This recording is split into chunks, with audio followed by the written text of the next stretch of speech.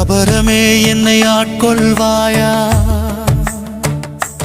நானே தர்மத்தின் வழி நடக்க ஆசைப்பட்டேன் ஈசா. மாயையின் வலையில் சிக்கிவிட்டேன் சிவனே. என்னை மீண்டும் உன்னோடு என இணைப்பாய். என் மனவேதனையை நீக்கு, என் பாதைகளை நீதான் காட்டு சிவனே. சிவாய நம ஓம் நமச்சிவாய போற்றி போற்றி ஈசனே. சிவாய நம ஓம் நமச்சிவாய போற்றி போற்றி சிவனே.